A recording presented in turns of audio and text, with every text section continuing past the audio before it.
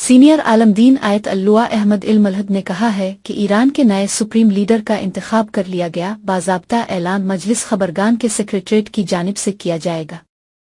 अरब media के मुताबिक मजलिस खबरगान के अक्सरियती अरकान मुज्तब खामिनेई को सुप्रीम लीडर मुंतखब करने पर मुत्तफिक है। अराकीन का इत्तिफाक राय अवाम की मर्जी और शहीद सुप्रीम लीडर के तर्ज अमल के तसलसल की अक्कासी करता है।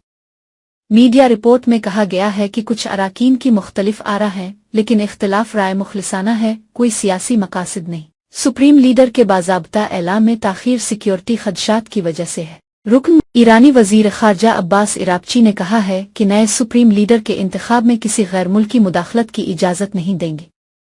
अपने बयान में उन्होंने कहा कि ये ईरानी अवाम का इख्तियार है कि वो अपना नया रहबर मुंतखब करे। अरब मीडिया के मुताबिक अब्बास इराक्ची ने मजीद कहा कि ये सिर्फ ईरानी अवाम का काम है, इसमें किसी और का इस मामले से कोई लेना देना नहीं।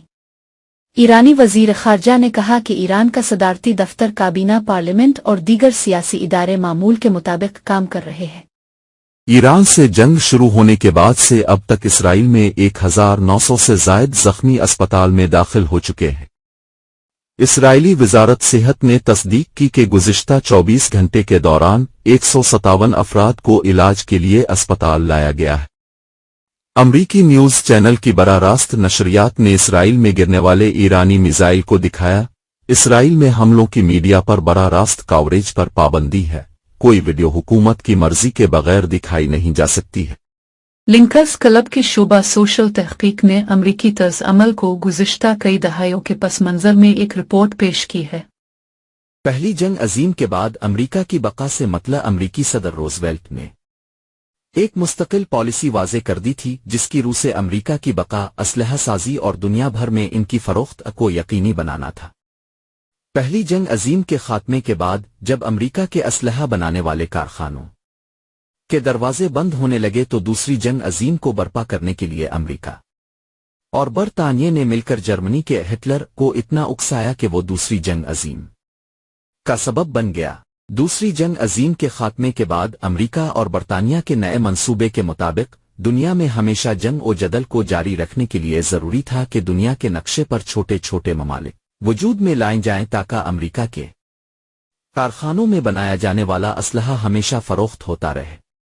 अमरीका के भयानक मंसूबे के मुताबिक न सिर्फ छोटे ममालिक को जंगों के जाल में उलझाया जाए, बल्कि इन ममालिक में मौजूद बागी ग्रुपों के दरमियान भी असलहा तकसीम किया जाए। ताहम वक्त के साथ साथ दूसरे ममालिक ने भी असलहा साजी के कारोबार में हिस्सा लेना शुरू कर दिया, तो अमरीका को बहालत मजबूरी अपने सके यानी डॉलर की कदर को बरकरार रखने के लिए आयल के कारोबार में कूदना पड़ा।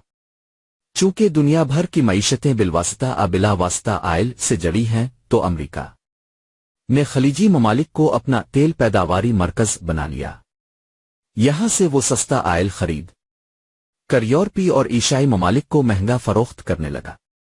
लेकिन कुछ सालों से चीन ने अमरीकी आयल के बजाय ईरानी आयल को तरजीह देना शुरू कर दी। इस सिलसिले में चीन ने ईरान पर आयद करदा पाबंदियों की भी परवाह न की। बस यही वजह ईरान अमरीका की जंग में दूसरे और असबाब के साथ जंग का सबब बनी। चूंकि अमरीका और बरतानिया ही के गठजोड़ के नतीजे में यूएन बनी थी, लिहाजा अमरीका के खिलाफ जाने वाली हर करारदाद को अमरीका वीटो कर देता था। दूसरे लफ्जों में यूएन पर भी अमरीका का कब्जा था और रहेगा। इस तमाम इंसान दुश्मनी के बावजूद अमरीका दुनिया भर के लोगों का अमीर होने का ख्वाब बन गया और सरमायादारों की जन्नत बन गया। अब आते हैं अमरीका और इसराइल के गठजोड़ की तरफ। खलीजी ममालिक में अमरीका का अगर कोई सच्चा दोस्त है तो वो है इसराइल, क्योंकि बरतानिया ही की तरह इसराइल भी अमरीका का हम ख्याल मुख है, जो अरबों की बहुत देर तक इस खित्ते पर हुक्मरानी बर्दाश्त नहीं कर पा रहे हैं। इनकलाब ईरान के बाद इमाम खुमैनी और ईरानी क़यादत को नाकाम बनाने के लिए इसराइल शुरू से ईरान के खिलाफ मुतहर्रिक हो गया था।